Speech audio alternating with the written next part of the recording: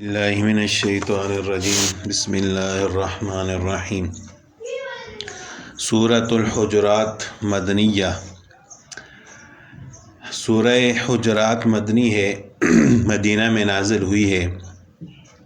اس کی 18 آیتیں ہیں اور 2 رکوع ہیں۔ یا ایھا الذین آمنوا، اے وہ لوگو جو ایمان لائے ہو، لا تقدموا بین یدی اللہ ورسولہ، اللہ اور اس کے رسول سے آگے نہ بڑھو، واتقوا اللہ، اور اللہ سے ڈرتے رہو، ان اللہ سمیع علیم، بے شک اللہ تعالیٰ سننے والا جاننے والا ہے۔ یا ایھا الذین آمنوا، اے ایمان والو، لا ترفعوا اصواتکم، اپنی آوازوں کو بلند نہ کرو، فوق صوت النبی،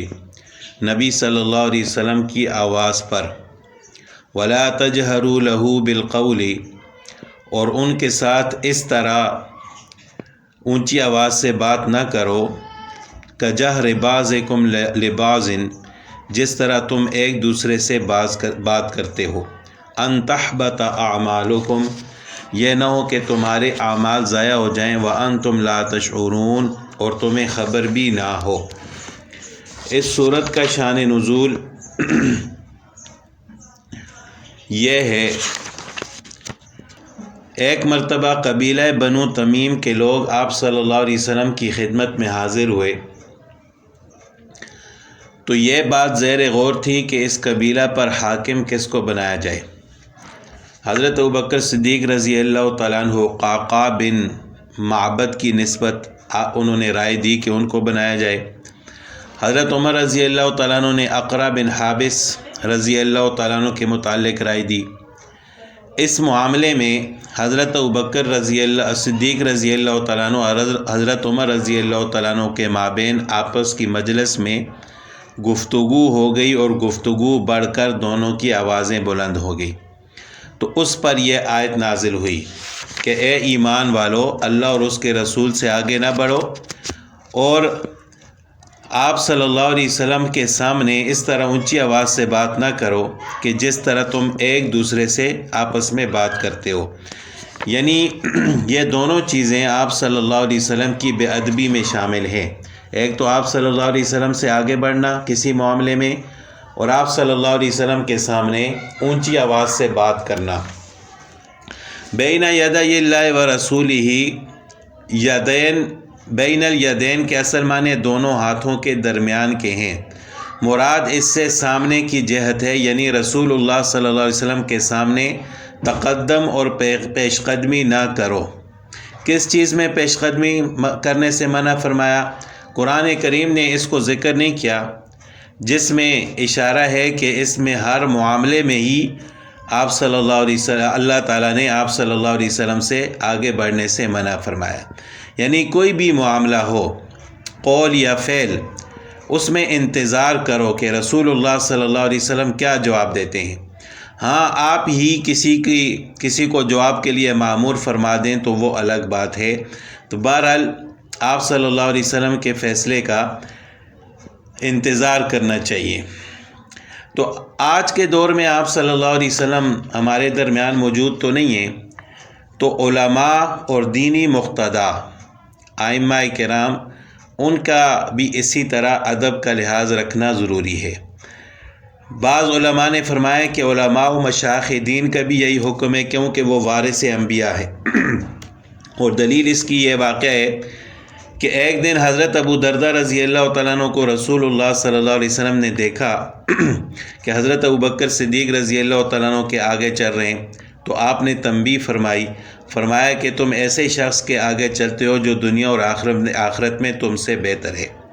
اور فرمایا کہ دنیا میں آفتاب کا طلوع اور غروب کسی شخص پر نہیں ہوا جو انبیاء کے بعد ابو بکر سے بہتر و افضل ہو۔ یعنی انبیاء علیہ السلام کے بعد باقی انسانوں میں سے سب سے افضل حضرت ابوبکر صدیق رضی اللہ تعالیٰ عنہ ہے۔ اسی لیے علماء نے فرمایا کہ اپنے استاد مرشد کے ساتھ بھی یہی ادب ملحوظ رکھنا چاہیے۔ لا ترفعوا اصواتکم فوق صوت النبی، یہ دوسرا ادب ہے مجلس نبوی کا، کہ رسول اللہ صلی اللہ علیہ وسلم کے سامنے اپنی آواز کو زیادہ بلند کرنا یا بلند آواز سے اس طرح گفتگو کرنا کہ جیسے آپس میں ایک دوسرے سے بے تکلفی میں گفتگو کی جاتی ہے، ایک قسم کی بے ادبی اور گستاخی ہے۔ چنانچہ اس آیت کے نزول سے صحابہ اکرام کا یہ حال ہو گیا کہ حضرت ابوبکر رضی اللہ تعالیٰ عنہ نے عرض کیا کہ یا رسول اللہ صلی اللہ علیہ وسلم، قسم ہے کہ اب مرتے دم تک آپ سے اس طرح بولوں گا جیسے کوئی سرگوشی کرتا ہے۔ حضرت عمر رضی اللہ تعالیٰ عنہ نے فرمایا کہ میں اس قدر آہستہ بولوں گا، وہ اس طرح آہستہ بولنے لگے کہ بعض اوقات دوبارہ پوچھنا پڑتا تھا۔ حضرت ثابت بن قیس رضی اللہ تعالیٰ عنہ طبعی طور پر بہت بلند آواز والے تھے۔ یہ آیت سن کر وہ ڈرے اور روئے اور اپنی آواز کو گھٹایا، یعنی میری آواز تو ویسے ہی بلند ہے تو میں کہیں اس بے ادبی کا مرتکب نہ ہو جاؤں۔ اب رسول اللہ صلی اللہ علیہ وسلم کے سامنے تو اونچی آواز سے بات کرنا بے ادبی ہے، تو روضہ اقدس کے سامنے بھی بلند آواز سے سلام و کلام کرنا ممنوع ہے، یعنی روضہ اقدس کے سامنے وہاں بھی اس ادب کا لحاظ رکھنا ضروری ہے۔ وہاں پر اس طرح آپس میں اونچی آواز سے گفتگو کرنا، لڑائی کرنا، گالی گلوچ کرنا، یہ بھی بے ادبی ہے۔ قاضی ابو بکر بن عربی نے فرمایا کہ رسول اللہ صلی اللہ علیہ وسلم کی تعظیم اور ادب آپ کی وفات کے بعد بھی ایسا ہی واجب ہے جیسا حیات میں تھا۔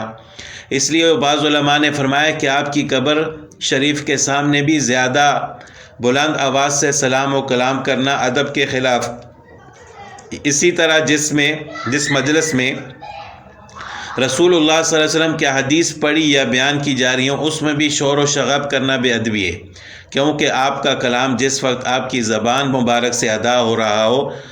اس وقت سب کے لیے خاموش ہو کر سننا واجب ضروری تھا، تو اسی طرح آپ کی وفات کے بعد بھی آپ کے کلام کو، آپ کی حدیث کو سننا واجب ہے۔ تو ایک مسئلہ علماء نے یہ بھی بیان فرمایا کہ جس طرح تقدم علی النبی کی ممانعت میں علماء دین بحیثیت وارث انبیاء ہونے کے داخل ہیں، اسی طرح رفع صوت کا بھی یہ حکم ہے کہ اکابر علماء کی مجلس میں اتنی بلند آواز سے نہ بولے کہ جس سے ان کی آواز دب جائے، یعنی علماء کی مجلس میں بھی اس ادب کا لحاظ رکھنا چاہیے کہ انسان آہستہ آواز سے بات کرے۔ آگے اللہ تعالیٰ نے فرمایا کہ ان تحبط اعمالکم وانتم لا تشعرون۔ لفظ ان تحبط یہ مفعول لہو ہے لا ترفعوا کا، جس میں حکم کی علت بتائی گئی ہے کہ اگر اس طرح اونچی آواز سے بات کرو گے یا آپ صلی اللہ علیہ وسلم سے آگے بڑھنے کی کوشش کرو گے تو آپ کے اعمال ضائع ہو جائیں گے۔ تو اس میں خشیت ان تحبط اصل میں تھا، تو آیت کے معنی یہ ہوئے کہ اپنی آواز کو نبی کی آواز سے بلند نہ کرو، اس خطرے اور خوف کی وجہ سے کہ تمہارے اعمال ضائع ہو جائیں اور تمہیں خبر بھی نہ ہو۔ آگے اللہ تعالیٰ فرماتے ہیں کہ ان الذین یغضون اصواتهم عند رسول اللہ، بے شک وہ لوگ جو اپنی آوازوں کو پست رکھتے ہیں، یغضون اصواتهم اپنی آوازوں کو پست رکھتے ہیں، عند رسول اللہ، رسول اللہ صلی اللہ علیہ وسلم کے پاس، اولئک الذین امتحن اللہ قلوبهم للتقوی، یہ وہ لوگ ہیں کہ جن کے دلوں کو اللہ تعالیٰ نے جانچ لیا، امتحان اللہ آزما لیا، جانچ لیا جن کے دلوں کو، للتقوی تقوی کے لیے، یعنی تقوی کے لیے اللہ نے ان کو منتخب کر دیا، لہم مغفرۃ و اجر عظیم، ان کے لیے بخشش ہے اور بڑا اجر ہے۔ تو یہی صحابہ کرام تھے کہ اس کے بعد انہوں نے رسول اللہ صلی اللہ علیہ وسلم کے سامنے کبھی بھی اونچی آواز سے بات نہیں کی، تو اللہ تعالیٰ نے ان کی فضیلت بیان فرمائی کہ یہی لوگ ہیں جن کے دلوں کو اللہ تعالیٰ نے آزما لیا اور ان کو تقوی کے لیے منتخب فرما دیا۔ ان الذین ینادونک من وراء الحجرات، بے شک وہ لوگ جو دیوار کے پیچھے سے آپ کو آواز دیتے ہیں، پکارتے ہیں، اکثرہم لا یعقلون، ان میں سے اکثر بے عقل ہیں۔ اس آیت میں نبی کریم صلی اللہ علیہ وسلم کا ایک تیسرا ادب سکھلایا گیا ہے کہ جس وقت آپ اپنے مکان اور آرام گاہ میں تشریف فرما ہوں، اس وقت باہر کھڑے ہو کر آپ کو پکارنا، خصوصاً ایسے نام کے ساتھ ایسا نام لے کر پکارا جائے کہ جس طرح کے عام آدمیوں کو پکارا جاتا ہے، یہ بے ادبی ہے۔ عقل والوں کا یہ کام نہیں ہے، ایسے لوگ بے عقل ہیں۔ حجرات حجرہ کی جمع ہے اور اسی نسبت سے اس صورت کا نام بھی رکھا گیا ہے۔ اصل لغت میں حجرہ ایک چار دیواری سے گھرے ہوئے مکان کو کہتے ہیں، کہ ایسا مکان جس کی چار دیواری ہو، جس میں کچھ صحن ہو، کچھ کمرے ہوں، یعنی ایک عمارت بنی ہو۔ نبی کریم صلی اللہ علیہ وسلم کی ازواج مطہرات مدینہ طیبہ میں 9 تھیں، ان میں سے ہر ایک کے لیے ایک حجرہ الگ الگ تھا۔ تو آپ صلی اللہ علیہ وسلم بعض اوقات کسی ایک بیوی کے پاس تشریف فرما ہوتے اور کبھی کسی دوسری کے پاس۔ تو مطلب یہ ہے کہ جب آپ صلی اللہ علیہ وسلم گھر کے اندر ہوں، آرام فرما رہے ہوں، تو دیواروں کے پیچھے سے آپ صلی اللہ علیہ وسلم کو آوازیں دینا یہ بھی بے ادبی ہے، ادب کے خلاف ہے۔ ابن سعد نے بروایت عطا خراسانی لکھا ہے کہ یہ حجرات جو امہات المومنین کے حجرات تھے، یہ کھجور کی شاخوں سے بنے ہوئے تھے اور ان کے دروازوں پر موٹے سیاہ اون کے پردے پڑے ہوئے تھے۔ امام بخاری نے ادب المفرد میں اور بہقی نے داؤد بن قیس سے روایت کیا، وہ کہتے ہیں کہ میں نے ان حجرات کی زیارت کی ہے، میرا گمان یہ ہے کہ حجرہ کے دروازہ سے مسقف بیت تک، یعنی ایسے کمرے جن کے اوپر چھت ہو، 6-7 ہاتھ ہوگا، یعنی اتنی ان کی بلندی تھی۔ تو بہرحال حجرات حجرہ کی جمع ہے۔ وَلَوْ أَنَّهُمْ صَبَرُوا، اور اگر وہ صبر کرتے، حَتَّى تَخْرُجَ إِلَيْهِمْ، یہاں تک کہ آپ ان کے سامنے نکل آتے، لَكَانَ خَيْرًا لَهُمْ، تو یہ ان کے لیے بہتر ہوتا۔ وَاللَّهُ غَفُورٌ رَحِيمٌ، اللہ تعالیٰ بخشنے والے ہیں، رحم کرنے والے ہیں۔ یا ایھا الذین آمنوا، اے ایمان والو، ان جاءکم فاسق بنبأ، اگر تمہارے پاس کوئی گناہگار خبر لے کر آئے تو فتبینوا، اس کی تحقیق کر لو، ان تصیبوا قوما بجہالۃ، کہ کہیں کسی قوم کو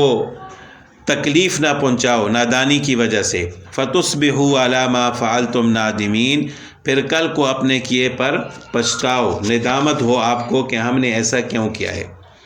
اس آیت کا شان نزول میں واقعہ ہے کہ قبیلہ بنی مصطلق کے رئیس حارث بن زرار بن ابی زرار، جن کی صاحبزادی حضرت جویریہ رضی اللہ تعالیٰ عنہ بنت حارث آپ صلی اللہ علیہ وسلم کی بیوی تھیں، امہات المومنین میں سے تھیں، فرماتے ہیں کہ رسول اللہ صلی اللہ علیہ وسلم کی خدمت میں میں حاضر ہوا تو آپ نے مجھے اسلام کی دعوت دی اور زکوٰۃ ادا کرنے کا حکم دیا۔ میں نے اسلام قبول کر لیا اور زکوٰۃ ادا کرنے کا اقرار کیا، اور عرض کیا کہ اب میں اپنی قوم میں جا کر ان کو بھی اسلام اور ادائے زکوٰۃ کی طرف دعوت دوں گا۔ جو لوگ میری بات مان لیں گے اور زکوٰۃ ادا کریں گے، میں ان کی زکوٰۃ جمع کر لوں گا، اور آپ فلاں مہینے کی فلاں تاریخ تک اپنا کوئی قاصد میرے پاس بھیج دیں تاکہ جو رقم زکوٰۃ کی میرے پاس جمع ہو اس کو سپرد کر دوں۔ پھر جب حارث نے حسب وعدہ ایمان لانے والوں کی زکوٰۃ جمع کر لی اور وہ مہینہ اور تاریخ جو قاصد بھیجنے کے لیے طے ہوئی تھی گزر گئی اور آپ کا کوئی قاصد نہ پہنچا، تو حارث کو یہ خطرہ پیدا ہوا کہ شاید رسول اللہ صلی اللہ علیہ وسلم کسی بات سے ناراض ہیں، ورنہ یہ ممکن نہیں تھا کہ آپ وعدے کے مطابق آدمی نہ بھیجتے۔ حارث نے اس خطرہ کا ذکر اسلام قبول کرنے والوں کے سرداروں سے کیا اور ارادہ کیا کہ یہ سب رسول اللہ صلی اللہ علیہ وسلم کی خدمت میں حاضر ہو جائیں۔ ادھر واقعہ یہ ہوا کہ آپ صلی اللہ علیہ وسلم نے مقررہ تاریخ پر ولید بن عقبہ رضی اللہ تعالیٰ عنہ کو اپنا قاصد بنا کر زکوٰۃ وصول کرنے کے لیے بھیج دیا تھا، مگر ولید بن عقبہ کو راستے میں یہ خیال آیا کہ اس قبیلے کے لوگوں سے میری پرانی دشمنی ہے،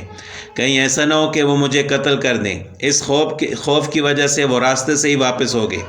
تو رسول اللہ صلی اللہ علیہ وسلم سے جا کر یہ کہا کہ ان لوگوں نے زکوٰۃ دینے سے انکار کر دیا ہے اور میرے قتل کا ارادہ کیا ہے۔ اس پر رسول اللہ صلی اللہ علیہ وسلم کو غصہ آیا اور حضرت خالد بن ولید کی سرکردگی میں ایک دستہ مجاہدین کا روانہ کیا۔ ادھر یہ دستہ مجاہدین کا روانہ ہوا، ادھر سے حارث اپنے ساتھیوں کے ساتھ آپ صلی اللہ علیہ وسلم کی خدمت میں حاضر ہوئے۔ مدینہ کے قریب دونوں کی ملاقات ہوئی۔ حارث نے ان لوگوں سے پوچھا کہ آپ کن لوگوں کی طرف بھیجے گئے؟ ان لوگوں نے کہا کہ ہم تو تمہاری طرف بھیجے گئے، تمہارے ساتھ لڑنے کے لیے۔ حارث نے وجہ پوچھی تو ان کو واقعہ ولید بن عقبہ کے بھیجنے کا اور ان کی واپسی کا بتلایا گیا کہ اس طرح ولید بن عقبہ نے کہا ہے کہ لوگوں نے زکوٰۃ دینے سے انکار کر دیا اور مجھے قتل کرنے کا ارادہ کیا۔ اور یہ کہ ولید بن عقبہ نے رسول اللہ صلی اللہ علیہ وسلم نے کے سامنے یہ بیان دیا کہ بنی مستلق نے زکوٰۃ دینے سے انکار کر دیا۔ حارث نے یہ سن کر کہا کہ قسم ہے اس ذات کی جس نے محمد صلی اللہ علیہ وسلم کو رسول برحق بنا کر بھیجا ہے، میں نے ولید بن عقبہ کو دیکھا تک نہیں اور نہ وہ میرے پاس آئے۔ اس کے بعد حارث جب رسول اللہ صلی اللہ علیہ وسلم کی خدمت میں حاضر ہوئے تو آپ نے فرمایا کہ کیا تم نے زکوٰۃ دینے سے انکار کیا اور میرے قاصد کو قتل کرنے کا ارادہ کیا؟ حارث نے کہا کہ ہرگز نہیں، قسم ہے اس ذات کی جس نے آپ کو مبعوث فرمایا، پیغمبر بنا کر بھیجا، نہ تو وہ میرے پاس آئے نہ میں نے ان کو دیکھا۔ پھر جب مقررہ وقت پر آپ کا قاصد نہ پہنچا تو مجھے خطرہ ہوا کہ شاید مجھ سے کوئی قصور ہوا ہے جس کی وجہ سے آپ ناراض ہو گئے، اس لیے میں حاضر خدمت ہوا۔ حارث رضی اللہ تعالیٰ عنہ فرماتے ہیں کہ اس پر سورہ حجرات کی یہ آیت نازل ہوئی کہ جب کوئی گناہ گار شخص آپ کے پاس کوئی خبر لے کر آئے تو فتبینوا، اس کی تحقیق کر لو۔ تو آج کے دور میں بھی اس طرح سنی سنائی باتیں بہت زیادہ مشہور ہو جاتی ہیں، تو ہر بات کو آگے پھیلانا نہیں چاہیے اور نہ ہی اس پر عمل کرنا چاہیے جب تک اس کی تحقیق نہ ہو جائے۔